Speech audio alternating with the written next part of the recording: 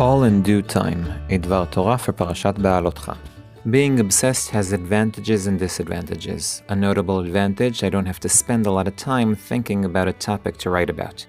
A notable disadvantage is that it may drive readers away.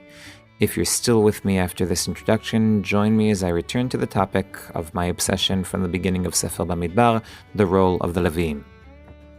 The beginning of the Parashah posed no challenge. The lighting of the menorah by Aaron Kohen from the tribe of Levi and the dedication of the Leviim instead of the firstborn are direct extensions of the role of the Leviim.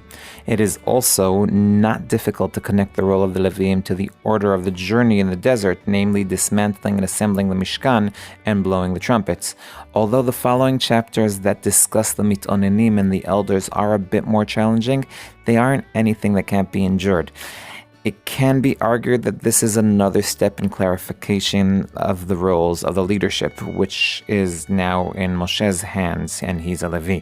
This might also explain the story about Miriam and Aaron and Moshe's humility. The most challenging passage, in my opinion, is Perek Tet, Psukim Aleph ad Yud, Pesach and Pesach Sheni.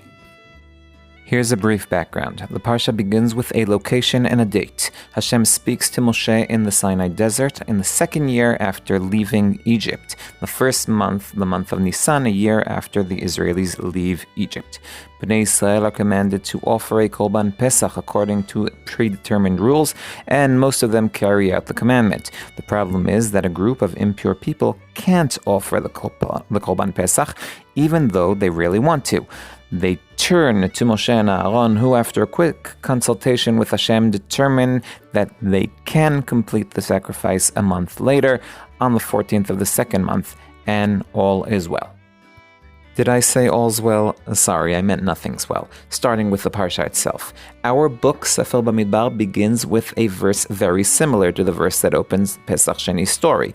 And Hashem spoke to Moshe in Midbar Sinai on the first day of the second month in the second year to their departure from the land of Egypt. That is, specifying a place and a date. But the date on which the book opens is a month after the date that opens the Pesach Sheni passage, 9 chapters later.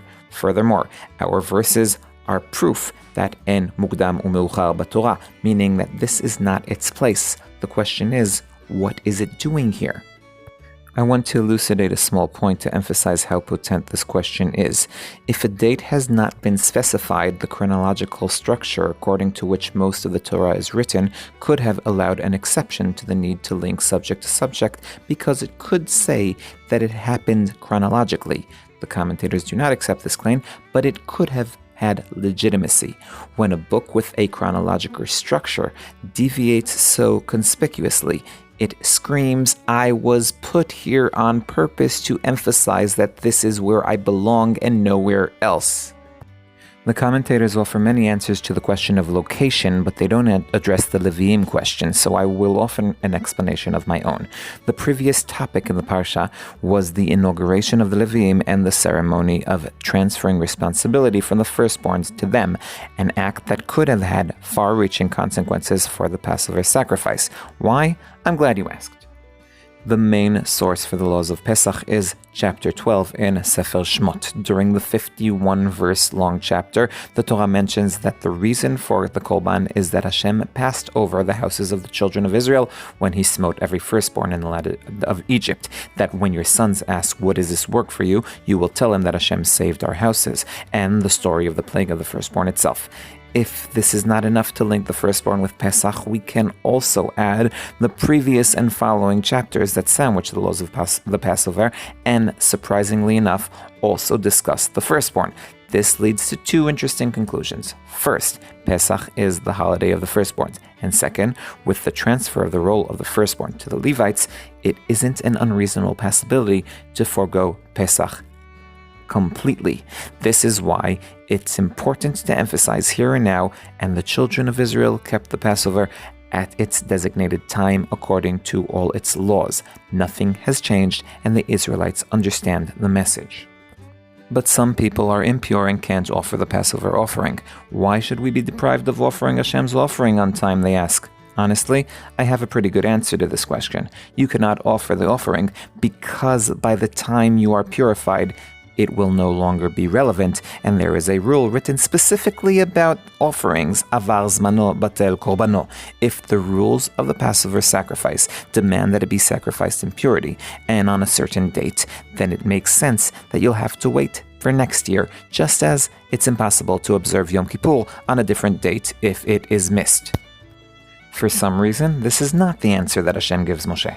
They get a second chance, and I think the different opinions about the identity of the potential offerers can explain why.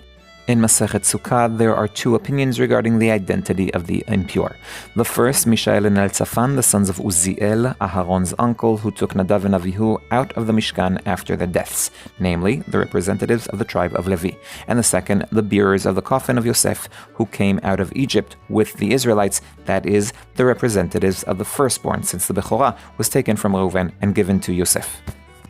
During the transition period between the firstborn and the Levim, a time when it is not clear to the whole people whether the Passover sacrifice is still relevant, all people should offer the Passover offering, but the representatives of the changing elite must offer it. Otherwise, a precedent may be created on the part of the firstborn, whose lack of celebration could be interpreted as a rebellion against the replacement of the elite, or on part of the Levim, who would leave the impression that they are in disdain of the previous leaders. To prevent these ideas, to ensure a peaceful change of leadership, the Torah inserts this Parashah precisely here.